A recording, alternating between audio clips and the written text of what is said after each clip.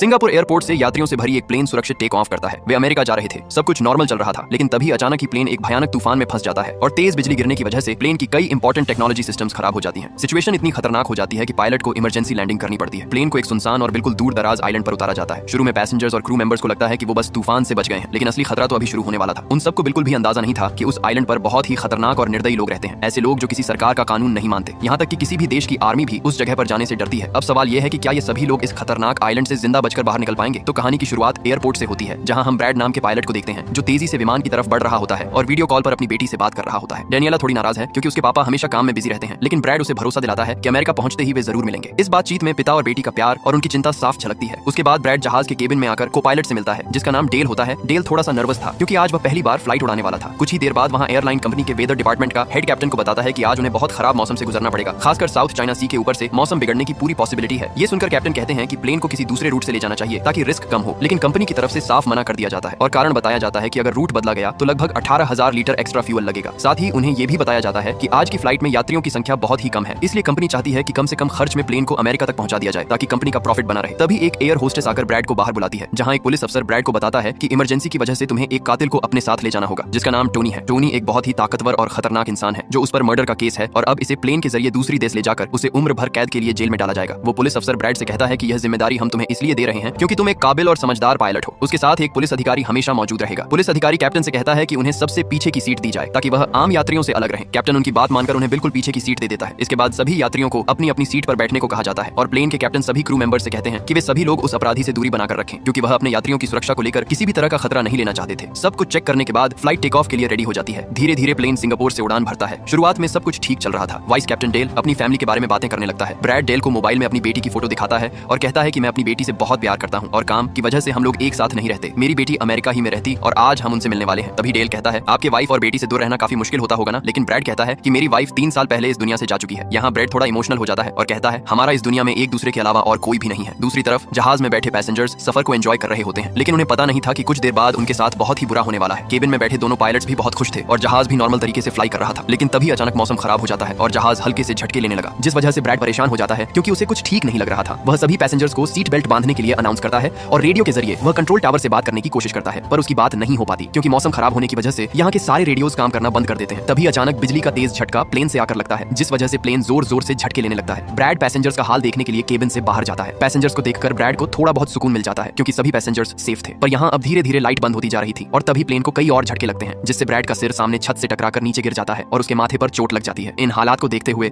सभी यात्रियों की हालत खराब होने लगी थी। ब्रैड जल्दी से वापस केबिन में आकर अपने साथी के साथ मिलकर प्लेन को संभालने में लग जाता है। यह उनके लिए काफी मुश्किल टाइम था। मौसम खराब होने की वजह से उन्हें आगे कुछ भी नहीं दिखाई दे रहा था। ब्रैड कहता है कि हमें प्लेन को नीचे लाना होगा क्योंकि अगर प्लेन को एक और झटका लगा तो प्लेन तबाह हो सकता है। ये लोग फौरन जहाज का अल्टीट्यूड कम करने लगते हैं और जहाज तेजी से नीचे की तरफ जाने लगता है। प्लेन के अंदर मौजूद पैसेंजर्स काफी ज्यादा डरे हुए थे। तभी क्रिमिनल टोनी के साथ जो पुलिस अफसर आया होता है, उसके हाथ से मोबाइल छूट जाता है। वो अपने मोबाइल फोन को उठाने के लिए अपना सीट बेल्ट खोल लेता है, जिसकी मदद करने के लिए एक एयर होस्टेस भी अपना सीट बेल्ट खोलकर आगे आती है। अब क्योंकि प्लेन तेजी से नीचे की तरफ जा रहा था, जिस वजह से उनका सीट बेल्ट खुलते ही यह दोनों तेजी से ऊपर छत से टकरा जाते हैं। ये दोनों इतनी तेजी से छत से टकराते हैं कि उनकी तुरंत मौत हो जाती है। इतने में प्लेन काफी कम अल्टीट्यूड पर आ जाता है और किसी तरह करके यह दोनों पायलट प्लेन को कंट्रोल कर लेते हैं, लेकिन तेज बिजली गिरने की वजह से प्लेन की कई इंपॉर्टेंट टेक्नोलॉजी सिस्टम्स खराब हो जाती हैं। इसलिए ब्रैड जहाज को एयरपोर्ट तक नहीं पहुंचा सकता था, जिस वजह से ब्रैड जहाज को नीचे लाकर समंदर में क्रैश लैंड करने का सोचता है, लेकिन सभी को बचने की संभावना बहुत कम थी क्योंकि समुद्र की लहरें बहुत तेज थीं। तभी कैप्टन को थोड़ी दूर एक आइलैंड दिखाई देता है। उन्हें नहीं पता वो जगह कौन सी है, लेकिन अगर जिंदा बचना है तो वहीं लैंडिंग करनी होगी। किसी तरह वो प्लेन को उस आइलैंड की तरफ मोड़ते हैं। क्रैश लैंडिंग होने से पहले ही वो आइलैंड की एक सड़क पर बहुत सावधानी से प्लेन को सेफली लैंड करा देते हैं, लेकिन इंजन बहुत ज्यादा गर्म हो चुका था जो कभी भी प्लेन में ब्लास्ट हो सकता था। इसलिए ब्रैड सभी यात्रियों को जल्दी जल्दी प्लेन से नीचे उतार दिया जाता है। इस हादसे में 2 लोगों की मौत हो जाती है। एक वह पुलिस अधिकारी था और दूसरा प्लेन का एक क्रू मेंबर। दूसरी तरफ न्यूयॉर्क में एयरलाइन कंपनी के हेडक्वार्टर में कंपनी के मालिक टैरी को जैसे ही खबर मिलती है, वह तुरंत एक मीटिंग बुलाते हैं। उन्हें पता चलता है कि प्लेन सिंगापुर से उड़ान भरने के बाद फिलीपींस के किसी इलाके में गायब हो गया है, लेकिन सही लोकेशन किसी को भी नहीं पता थी। इसलिए टैरी डेविड नाम के एक स्पेशल रेस्क्यू ऑफिसर को बुलाते हैं और प्लेन को ढूंढने और यात्रियों को बचाने की जिम्मेदारी उसे दी जाती है। इतने खतरनाक और खराब मौसम में प्लेन को भेजे जाने पर वह भी हैरान होता है और कहता है कि तूफान इतना खतरनाक है, फिर भी किस गधे ने परमिशन दिया उसको। तभी वीडियो कॉल के जरिए प्रोटोकॉल से बात होता है तो वह कहता कि ये एयरलाइन प्रोटोकॉल है, पैसेंजर्स कम था तो इसलिए सबसे अच्छा रास्ता वही था। मुझे लगा कि वे लोग निकल जाएगा। तब डेविड कहता, आपको लगा आप कोई वेदर मास्टर हो क्या? वैसे आपने कितने फ्यूल बचा लिया? तो वह कहता है कि 12,000 लीटर। तभी डेविड कहता है, अगर उन्हें कुछ हुआ तो 10 गुना देना पड़ेगा। उसके बाद वह बिना समय गवाए रेस्क्यू ऑपरेशन शुरू कर देता है क्योंकि हर एक मिनट उसके लिए बहुत कीमती था। प्लेन फिलीपींस के पश्चिम के उस इलाके में गायब हुआ था जहां आतंकवादियों का राज चलता है। अगर वहां के लोग यात्रियों को बंधक बना लेते तो उनका जिंदा बचकर लौटना बहुत मुश्किल होगा। इसलिए रेस्क्यू ऑफिसर डेविड ने 4 लोगों की एक स्पेशल टीम तैयार करता है। वे अपने साथ आधुनिक हथियार और काफी ज्यादा पैसे लेकर निकलते हैं। दूसरी तरफ उस आइलैंड पर सभी यात्रियों के बीच अभी भी डर का माहौल माहौल था क्योंकि वहाँ कोई मोबाइल सिग्नल नहीं था। प्लेन के कम्युनिकेशन डिवाइस और रेडियो भी पूरी तरह खराब हो चुके थे। उनका संपर्क पूरी तरह टूट चुका था। अब यहाँ से वे सुरक्षित बचकर लौट पाएंगे या नहीं, इसे लेकर सभी यात्रियों के मन में कई सवाल उठ रहे थे। ब्रैड सभी पैसेंजर्स को इकट्ठा करके समझाता है कि इमरजेंसी की वजह से हमें यहाँ उतरना पड़ा। प्लेन में अभी भी थोड़ी बहुत बिजली मौजूद है जिससे हम बाकी चीजों को ठीक कर लेंगे। तब तक आप लोग यहाँ आराम और शांति से रहें और आप लोग घबराइएगा नहीं, बहुत जल्द हम यहाँ से निकल जाएंगे। जिसके बाद ब्रैड प्लेन के पास आकर उसे ठीक करने में लग जाता है, पर वो देखता है कि जहाज में पावर काफी कम है, इसलिए उन्हें मदद के लिए किसी तरह से संपर्क करना होगा। ये लोग मैप निकालकर खुद ही अपनी लोकेशन देखने लगते हैं ताकि उन्हें पता चल सके कि आखिर ये लोग किस जगह पर हैं। ब्रैड का साथी डेल नक्शा देखकर बताता है कि हम एक प्राइवेट आइलैंड पर फंसे हुए हैं। ये जगह बहुत ही खतरनाक है। यहाँ पर ऐसे लोग हैं जो किसी सरकार या पुलिस की बात नहीं मानते। अगर इन लोगों ने हमें पकड़ लिया तो हमारी जान खतरे में पड़ सकती है और हमारी सरकार भी हमें नहीं बचा पाएगी। ये सुनकर ब्रैड कहता है कि अब कहीं से भी करके हमें अपनी रेस्क्यू टीम को यहाँ पर बुलाना ही होगा ताकि वो आकर हम सबको बचा ले, क्योंकि यही एक रास्ता है यहाँ से निकलने का। जिसके बाद ये दोनों मदद बुलाने के लिए रेडियो ठीक करने लगते हैं, लेकिन आसमानी बिजली के टकराने से रेडियो बिल्कुल खराब हो चुका था। अब ब्रैड सभी पैसेंजर्स के पास आकर उन्हें बताता है कि किसी खराबी की वजह से रेडियो काम नहीं कर रहा, लेकिन आप सब परेशान मत हो। ब्रैड उन्हें तसल्ली देता है कि जब हम प्लेन लैंडिंग कर रहे थे तब मैंने पास में एक गांव देखा था। हम वहां जाकर रेडियो को ढूंढेंगे और कंट्रोल टावर को अपनी लोकेशन बताकर रेस्क्यू टीम को यहाँ पर भेजने के लिए कहेंगे, जो आकर आप सब लोगों को बचा लेंगे। और यहाँ ब्रैड एक बहुत बड़ा कदम उठाता है। वो कहता है कि मेरे साथ टोनी जाएगा। ये कहकर वह टोनी की हथकड़ी खोल देता है। यहाँ ब्रैड डेल से कहता है कि तुम जहाज की पावर को रिपेयर करने के काम पर लग जाओ। मैं जल्द ही किसी को कॉन्टैक्ट के जरिए रेस्क्यू टीम को यहाँ तक लाने की कोशिश करूंगा। जिसके बाद टोनी और ब्रैड रेडियो ढूंढने के लिए जंगल की तरफ निकल पड़ते हैं। रास्ते में टोनी ब्रैड को उस पर भरोसा करने के लिए थैंक्स कहता है। दूसरी तरफ हम इस आइलैंड पर रहने वाले आतंकवादी ग्रुप को देखते हैं, जिनके पास एक आदमी दौड़कर आता है और वह आदमी उस ग्रुप के लीडर को बताता है, जिसका नाम दातू होता है। वह आदमी कहता है कि मैंने रात में एक प्लेन को माइनिंग आइलैंड पर प्लेन को लैंडिंग करते हुए देखा है इमरजेंसी की वजह से, और उसके अंदर बहुत सारे लोग होंगे जो अलग अलग देश से हैं। ये सुनकर दातू उस आदमी को कुछ पैसे देता है और ग्रुप का लीडर अपनी टीम से तैयार होने को कहता है, क्योंकि शायद ये लोग उन्हें लूटने के इरादे से जाने वाले थे। दूसरी तरफ जंगल में ब्रैड और टोनी आगे बढ़ रहे होते हैं। टोनी ब्रैड से पूछता है कि तुमने मुझे आजाद क्यों किया और अब मुझे कहां लेकर जा रहे हो। तब ब्रैड उसे कहता है क्योंकि मैं तुम्हारी वजह से सबको खतरे में नहीं डाल सकता और यहाँ एक खतरनाक प्राइवेट आर्मी है जो मेरे साथ मिलकर तुम्हें सामना करना है। तब टोनी ब्रैड से कहता है कि मैं एक मिलिट्री बैकग्राउंड से हूँ और मैं यूएस मिलिट्री में कई साल ड्यूटी कर चुका हूँ। कुछ ही देर में पीछे से टोनी की आवाज आनी बंद हो जाती है। जब ब्रैड पीछे मुड़कर देखता है तो टोनी वहाँ नहीं था, लेकिन कैप्टन जानता था कि इस घने जंगल में अकेले जिंदा रहना कितना मुश्किल है, इसलिए वह इस बात को ज्यादा ध्यान नहीं देता और आगे बढ़ता रहता है। जंगल के अंदर काफी दूर आने के बाद कैप्टन को एक पुराना घर दिखाई देता है। दीवारों पर गोलियों के निशान थे और जमीन पर भी बहुत सारी गोलियां पड़ी हुई थी। कैप्टन सावधानी से अंदर जाता है, लेकिन पूरा घर खाली और सुनसान था। तभी उसकी नजर दीवार पर लगी एक टेलीफोन पर जाती है। फोन खराब था, लेकिन किसी तरह वह उसे ठीक कर लेता है। कैप्टन तुरंत कंपनी के हेल्पलाइन नंबर पर कॉल करता है और उन्हें अपनी मौजूदा स्थिति और सही लोकेशन के बारे में बताता है। लेकिन फोन पर मौजूद व्यक्ति इसे एक मजाक समझ लेता है, क्योंकि सुबह से ही कई लोग ऐसे ही कॉल करके मजाक कर रहे थे, इसलिए वह कॉल काट देता है। अब ब्रैड के पास कोई और रास्ता नहीं बचता। वह अपनी बेटी को फोन करता है और उसे पूरी बात अच्छे से समझाकर वह अपनी बेटी से कहता है कि इस खबर को तुरंत एयरलाइन कंपनी तक पहुंचा दे। बात करते करते अचानक पीछे से एक आदमी उस पर हमला कर देता है। दोनों के बीच हाथापाई शुरू हो जाती है। काफी देर तक लड़ाई चलती है, लेकिन किसी तरह ब्रैड उसे मार देता है। तभी 2 गोलियों की आवाज आती है और एक आदमी उसकी तरफ बढ़ता हुआ दिखाई देता है। ब्रैड तुरंत टेबल के पीछे छुप जाता है, लेकिन वह कोई और नहीं बल्कि टोनी था। उसने बाहर 2 आतंकवादियों को मार गिराया था और कैप्टन को बचाने के लिए अंदर आया था, क्योंकि वह भागकर जाता भी तो कहां, इस द्वीप के चारों तरफ सिर्फ पानी ही पानी है और चारों तरफ घना जंगल था। टोनी ब्रैड की सुरक्षा के लिए उसे एक बंदूक देता है और थोड़ा पानी पीने को कहता है। खुद को संभालते हुए ब्रैड सीढ़ियों से नीचे उतरता है। वहां वह एक अजीब चीज देखता है। एक कमरे में वीडियो कैमरे लगे हुए थे और सामने खून के निशान थे। वहां अलग अलग देशों के पासपोर्ट भी पड़े थे। जब वे कैमरे में रिकॉर्ड की गई वीडियो देखते हैं तो हैरान रह जाते हैं। ये आतंकवादी अलग अलग देशों के लोगों को इस आइलैंड पर पकड़ कर रखते हैं, फिर पैसों के बदले उन्हें छोड़ते हैं और अगर पैसा न मिले तो बेरहमी से मार देते हैं। ये सब समझते ही ब्रैड और टोनी बाहर खड़ी एक गाड़ी लेकर तेजी से अपने प्लेन की तरफ निकल पड़ते हैं। उधर सभी पैसेंजर्स ब्रैड के इंतजार में बैठे हुए होते हैं कि ब्रैड जल्द ही उनके लिए मदद लेकर आ जाएगा। तभी उन्हें किसी गाड़ी की आवाज आती है। गाड़ी की आवाज सुनकर यह लोग खुश हो जाते हैं और यह लोग समझते हैं कि ब्रैड उनके लिए रेस्क्यू टीम बुला लिया है। लेकिन यह रेस्क्यू टीम नहीं बल्कि इस आइलैंड पर रहने वाले आतंकवादी थे। वह लोग गोलियां चलाकर सभी पैसेंजर्स को डराने लगते हैं। उन गोलियों की आवाज ब्रैड और टोनी ने भी सुन ली थी, जिसके बाद यह लोग कार की स्पीड बढ़ाकर जल्दी से प्लेन तक पहुंचने की कोशिश करते हैं। आतंकवादी ग्रुप का लीडर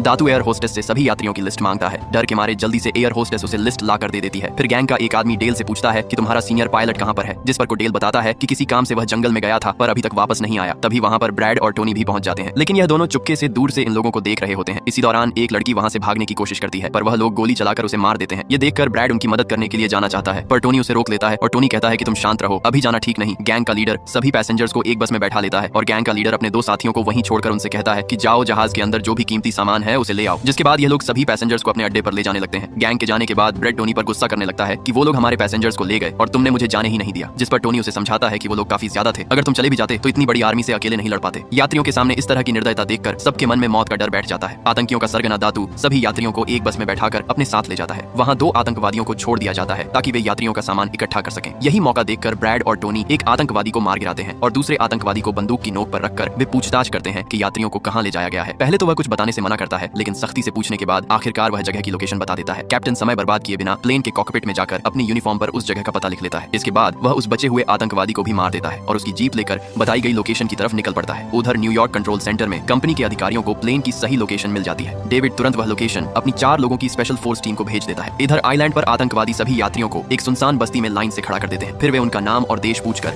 एक वीडियो रिकॉर्ड करते हैं ताकि बाद में उनकी सरकारों से मोटी रकम की मांग कर सके। उधर चारों स्पेशल फोर्स कमांडो प्लेन की लोकेशन पर पहुंच जाते हैं। न्यूयॉर्क में बैठे अधिकारी यह सब सीधे देख रहे थे। कमांडो पूरे इलाके की अच्छी तरह तलाशी लेते हैं, लेकिन उन्हें वहां कैप्टन ब्रैड का लिखा हुआ वह पता ही मिलता है, उसके अलावा कोई दिखाई नहीं देता। दूसरी तरफ टॉरेंस और लुइस आतंकवादियों की उसी बस्ती में पहुंच चुके होते हैं। चारों तरफ हथियारबंद लोग खड़े थे, आतंकवादियों की पहरेदारी करते हुए देखते हैं। वे बहुत ही सावधानी से 2 आतंकियों को मार देते हैं। उसके बाद वे दोनों आगे बढ़ते, जहां पैसेंजर्स को रखा गया था वहां बहुत सारे गार्ड लगे हुए थे। ये देखकर टोनी को काफी गुस्सा आ जाता है, इसीलिए वह वहां पर रखा हथौड़ा उठाकर एक एक करके सभी को मारता जाता है और ब्रैड एक आदमी से उनकी चाबी लेकर सभी को आजाद कर लेता। कैप्टन अपने सभी यात्रियों से कहता है कि उन्हें फिर से प्लेन के पास लौटना होगा, क्योंकि मैंने टेलीफोन के जरिए मदद के लिए मांगा लिया है। कुछ ही देर में रेस्क्यू टीम वहां पहुंच जाएगी। ये कहकर कैप्टन सभी यात्रियों को बस में बैठने के लिए कहता है, लेकिन बस चलने से पहले टोनी ब्रेड के पास आकर बताता है कि बाहर बहुत सारे गुंडे बंदूक ले खड़े हैं, जो हमें देखते ही हम पर गोलियां बरसाना शुरू कर देंगे। जब ब्रेड पैसेंजर्स की तरफ देखता है तो वह सभी बहुत ज्यादा डरे हुए होते हैं। अब यहाँ ब्रेड अपनी जान को खतरे में डालते हुए एक फैसला करता है और टोनी से कहता है कि मैं वहां पर मौजूद सभी आतंकवादियों का ध्यान भटकाऊंगा और तुम मौके का फायदा उठाते हुए सभी पैसेंजर्स को यहाँ से ले जाना। पहले तो टोनी ब्रेड को ऐसा करने से मना करता है, लेकिन वो कहता है कि ऐसा करने से वह लोग तुम्हें मार देंगे। लेकिन ब्रेड कहता है कि इसके अलावा हमारे पास और कोई दूसरा रास्ता भी नहीं है। ये सुनकर टोनी मान जाता है। ब्रेड वहां से निकलकर आतंकवादियों के पास आता है। वहां ब्रेड गैंग के लीडर से बात करता है कि मैंने हेल्प के लिए इन्फॉर्म कर दिया है, जल्द ही यहाँ पर रेस्क्यू टीम आ जाएगी, इसलिए सभी पैसेंजर्स को यहाँ से जाने दो। ये सुनकर सभी गैंग वाले ब्रेड पर हंस पड़ते हैं और ब्रेड को पीटने लग जाते हैं। गैंग का हेड कहता है कि ऐसे कैसे छोड़ दूं, पैसों के बिना मैं किसी को नहीं छोड़ता। और अब जैसे ही यह लोग ब्रेड को मारने वाले होते हैं, तभी वहां पर प्राइवेट रेस्क्यू टीम पहुंचकर आतंकवादियों पर हमला कर देती है और काफी देर तक गोलीबारी करने के बाद गैंग के कई सारे लोगों को मारकर वो ब्रेड को छुड़ा लेते हैं और ब्रेड को बस में उठाकर यहाँ से निकल जाते हैं। यहाँ गैंग का लीडर देखता है कि उसके कई सारे साथियों के साथ उसका छोटा भाई भी मारा गया। यह देखकर वह बहुत ज्यादा गुस्सा हो जाता है और कसम खाकर कहता है कि वो इन लोगों में से एक को भी नहीं छोड़ेगा और सभी को चुन चुन कर मारेगा। इसके बाद वह अपनी टीम से कहता है कि जल्दी से तैयारी कर लो, हम जल्द ही इन लोगों को मारने के लिए निकलेंगे। बस में प्राइवेट टीम का कैप्टन सभी को बताता है कि हम बस 5 लोगों की छोटी सी एक प्राइवेट टीम है जो बस तुम्हें यहाँ बचाने के मिशन पर आए हैं और हम कोई रेस्क्यू टीम नहीं है। रेस्क्यू टीम को यहाँ आने में कुछ टाइम और लगेगा। ये सुनकर ब्रेड घबरा जाता है और कहता है कि हमारे पास टाइम नहीं है, क्योंकि गैंग वाले जल्द ही हमारे पीछे आएंगे और हमें देखते ही मार डालेंगे। पर मेरे पास एक आइडिया है। जहाज के पास पहुंचते ही ब्रेड सभी पैसेंजर्स से कहता है कि जहाज में पावर वापस आ चुकी है, यानी अब जहाज स्टार्ट हो जाएगा और हम लोग फौरन यहाँ से निकल जाएंगे। इसलिए आप सब लोग जल्दी से जहाज में बैठ जाओ, क्योंकि हम रेस्क्यू टीम का इंतजार नहीं कर सकते। उन्हें यहाँ आने में वक्त लगेगा और अगर हम यहाँ रुके तो उन आतंकवादियों के हाथों मारे जाएंगे। ये सुनकर सारे लोग प्लेन में बैठ जाते हैं, जबकि ब्रेड प्लेन की तमाम चेकिंग करने में लग जाता है और प्राइवेट टीम के लोग पहले से आने वाले खतरे के लिए तैयार बैठ जाते हैं। तभी अचानक वो आतंकवादी ग्रुप आकर उन पर हमला कर देता है, जिन्हें देखकर प्राइवेट टीम उन्हें रोकने में लग जाती है और यहाँ दोनों तरफ से काफी गोलीबारी होती है। पर इस प्राइवेट टीम के पास काफी अच्छी गन्स थी, जिस वजह से वह बहुत सारे गुंडों को मार देते हैं। ब्रेड जल्दी से प्राइवेट टीम के लीडर को बताता है कि मैं अगले 5 मिनट के बाद जहाज को स्टार्ट करने वाला हूँ और तुम सब भी जल्दी से जहाज में चढ़ जाना। इसके बाद ब्रेड टोनी के पास जाता है और उसका शुक्रिया अदा करता है कि तुमने मेरे इतने मुश्किल वक्त में साथ दिया। ब्रेड खुद को गोलियों से बचाते हुए अंदर जहाज में आकर अपने केबिन में बैठ जाता है और अपने साथी को पायलट के साथ मिलकर प्लेन को स्टार्ट करने में लग जाता है। उधर टोनी के पास गोलियां खत्म हो जाती हैं और जब वह बुलेट्स ढूंढने के लिए प्राइवेट टीम का बैग चेक करता है तो उसे वहां पैसों से भरा हुआ एक बैग मिलता है। लेकिन इस वक्त टोनी पैसों को छोड़कर दूसरी बैग से गोलियां निकालकर दोबारा आतंकवादियों से लड़ने लगता है। यहाँ तब तक ब्रेड भी प्लेन को राइट साइड पर घुमा देता है। अब प्राइवेट टीम के सोल्जर्स भी एक एक करके जहाज में चढ़ने लगते हैं और टोनी उन्हें कवर फायर देता है। पावर आने की वजह से रेडियो भी काम करने लग जाता है। अब ब्रेड को प्लेन कंपनी का मालिक बताता है कि मैं तुम्हें कोई सुरक्षित जगह बता दूंगा जहां तुम जा सकते हो। अब सभी लोग जहाज में चढ़ जाते हैं, पर टोनी नहीं चढ़ता। वह पैसों से भरा बैग लेकर वहां से भागने लगता है, क्योंकि अगर वह इनके साथ प्लेन में वापस गया तो पुलिस वाले उसे फिर से पकड़कर जेल में डाल देंगे। दादू अपने साथियों को मरता हुआ देखकर गुस्से से पागल हो जाता है। वह प्लेन के सामने रॉकेट लॉन्चर लाकर उन्हें एक ही झटके में उड़ाने का कहता है, लेकिन सही टाइम पर टोनी उसे देख लेता है। अब टोनी जल्दी से बंदूक उठाकर उसे शूट करके मार देता है और सभी लोगों की जान बचा लेता है। ये देखकर ब्रेड टोनी के इस काम से बहुत खुश हो जाता है, लेकिन तभी दादू भी रॉकेट लॉन्चर से प्लेन को उड़ाने वाला ही था। ये देखकर ब्रेड अपनी पूरी ताकत लगाकर प्लेन को उसके ऊपर चढ़ाते हुए प्लेन को उड़ाने में कामयाब हो जाता है। ये देखकर टोनी सभी पैसेंजर्स और ब्रेड के लिए खुश होता है और पैसों का भरा हुआ बैग लेकर जंगल की तरफ भाग जाता है। ब्रेड जहाज को इस आइलैंड से दूर ले जाता है और जहाज का मालिक उसे एक एयरपोर्ट के बारे में बताता है जहां यह लोग जा सकते थे, जो अब इनके काफी करीब था। ब्रेड एयरलाइन कंपनी के मालिक की बताई हुई जगह की तरफ जहाज को ले जाता है, लेकिन तभी एक बार फिर जहाज के इंजन में आग लग जाती है और जहाज तबाह होने लगता है। इसीलिए ब्रेड दोबारा से इमरजेंसी वार्निंग ऑन करता है और धीरे धीरे जहाज को नीचे रनवे पर लाने की कोशिश करता है। आखिरकार काफी मेहनत और कोशिशों के बाद ब्रेड प्लेन को सुरक्षित रनवे पर उतार देता है और सभी यात्रियों की जान बच जाती है। ब्रेड और उसका को पायलट बहुत खुश हो जाते हैं। वहीं प्लेन कंपनी का मालिक और उसकी टीम भी राहत की सांस लेते हैं। अब ब्रेड पीछे जाकर पैसेंजर्स का हाल देखता है। वह देखता है कि सभी यात्री सुरक्षित हैं। ये देखकर उसके दिल को सुकून मिल जाता है। वहां खड़े सभी पैसेंजर्स ब्रेड के लिए तालियां बजाने लगते हैं और उसका धन्यवाद करते हैं। कुछ ही देर में वहां रेस्क्यू टीम भी पहुंच जाती है। उन्हें देखकर सभी पैसेंजर्स खुश हो जाते हैं। यहाँ ब्रेड सभी पैसेंजर्स को रेस्क्यू टीम के साथ भेज देता है और कैप्टन फाइनली सुकून की सांस लेते हुए जहाज की सीढ़ियों पर बैठकर अपनी बेटी से कॉल पर बात करता है। इसी के साथ ये कहानी खत्म हो जाती है। दोस्तों, अगर कहानी अच्छी लगी हो तो वीडियो को लाइक करें और चैनल को सब्सक्राइब करें।